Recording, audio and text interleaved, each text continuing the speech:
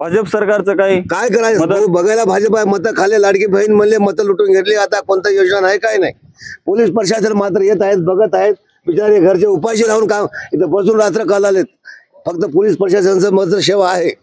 नमस्कार मित्रांनो, वेद न्यूज मराठीमध्ये आपले सर्वांचे स्वागत। आपल्या सर्व बातम्या पाहण्यासाठी आमच्या वेद न्यूज मराठी चॅनलला सबस्क्राइब करा, केले नसाल तर लाईक करा, शेअर करा आणि बेल आयकॉनला क्लिक करा।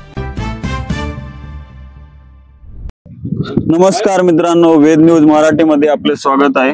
आपण पाहतोय संपूर्ण मराठवाड्यासह नांदेड जिल्ह्यामध्ये मुसळधार पावसाने हजेरी लावली। त्याप्रमाणे 2 ते 3 दिवसापासून जोरदार मुसळधार पावसामुळे संपूर्ण धर्माबाद तालुक्यातील हजारो एकर शेती पाण्याखाली गेलेली। आपण सध्या आलेलो आहोत धर्माबाद तालुक्यातील बेलूर या ठिकाणी।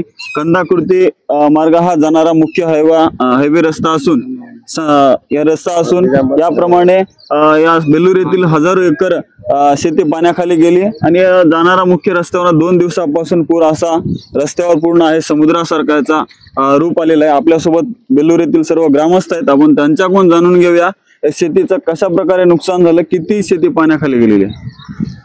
नमस्कार साहेब, मी बोलतो बेल्लूर बुजुर्ग गंगाधर भूमन्ना मातनुरे। कारण आज 8 दिवसापासून पाणी अति पावसाच्यामुळे अतिवृष्टी झालेली आहे। हजारो एकर जमीन या बेल्लूर बुजुर्ग पुन्हा धर्माबाद तालुक्याचं हजारो एकर जमीन बुडून गेली आहे। त्यासाठी बघा गव्हर्नमेंटने यावे, लक्ष द्यावे, बघावे। कारण का मत घेईपर्यंत सरकार मध्ये आश्वासन देते, मी 200 युनिट माफ करतो, शेतकऱ्याचे कर्ज माफ करतो आणि असं आश्वासन देतात आणि मराठ्या पुढे कोणी येणार। कारण का मतापुरतं कामं नको, त्यासाठी येऊन बघणं करणं, सरकार शेतकऱ्याचं अडचण दूर करणं, इथं खायला प्यायला घरामध्ये पाणी शिरलंय, याचं काहीतरी नियोजन करायला तहसीलदार येते, मॅडम बघते, जाते, हो दुसरे कोणी कार्यकर्ते तर आले बी नाहीत अजून। त्यासाठी आमदारनं, खासदारनं, मुख्यमंत्री पण देवेंद्र फडणवीस सांगितलं होतं प्रत्येक शेतकऱ्याचे 2 लाख माफ करू। बाबा इथं नुकसान तर बाबा बघून इथं जागेवर माणसं वाट लावा की शेतकरी कसं खावावं, कसं राहावं, गोरगरीब आहेत, मजुरी करावं तर खावावं, असलेली शेती हजारो एकर गेलं। त्यासाठी विनंती आहे सरकारला, बाबा थोडं लक्ष द्या, शेतकऱ्याचं कर्ज माफ कर नका, अजून बी कर नका, मरून गेले तर मरून गेले।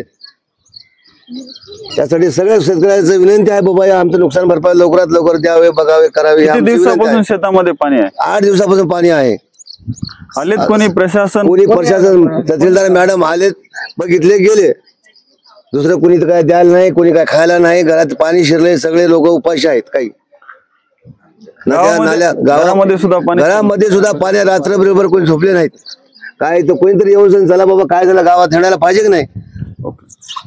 त्या पद्धतीनं काय तलाठी होऊ द्या, गिरदार होऊ द्या, तहसीलदार मॅडम होऊ द्या, हो पोलीस स्टेशनचे कर्मचारी दोघं मात्र येतात, बिचारे थांबतात, जातात, त्याच्याकडे काय राहते म्हणून ड्युटी करणं हे महत्वाचं आहे त्याचं। तेवढे मात्र त्याचं काम करणार, पोलीस प्रशासन मात्र बघलाय माणसासाठी, जाऊ नका करू नका, हे आमच्याकडे लक्ष द्यायला।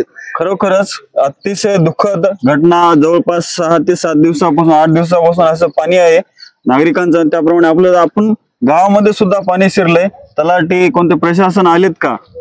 नाही, आजपर्यंत काय आलं नाही का।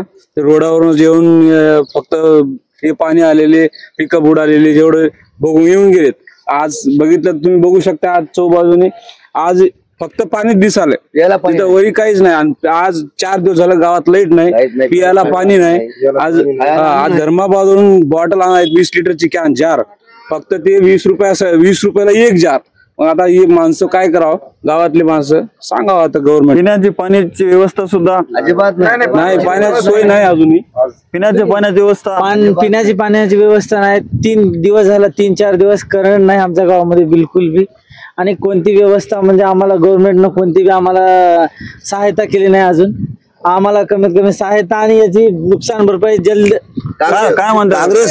काँग्रेस सरकार असताना जेवायला नाश्त्याला हेलिकॉप्टरनं पाठवून दिलेले आहेत। हे सरकार काय करायला झोपलं काय? भाजप सरकारचं काय करायचं बघायला भाजप आहे, मतं खाल्ले, लाडकी बहीण म्हणले, मतं लुटून घेतली, आता कोणता योजना आहे काय नाही। पोलीस प्रशासन मात्र येत आहेत, बघत आहेत, बिचारे घरचे उपाशी राहून काम इथं बसून रात्र काढालेत।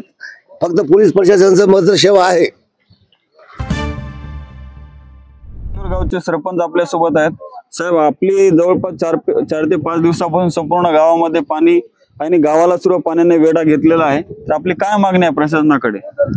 सर, व्यवस्थित आमच्या आतापर्यंतच्या काळामध्ये म्हणजे 83च्या नंतर हे पहिली वेळेस पूर होय। 83 पेक्षा कितीतरी पटीने जास्त पाणी आहे सर यावेळेस।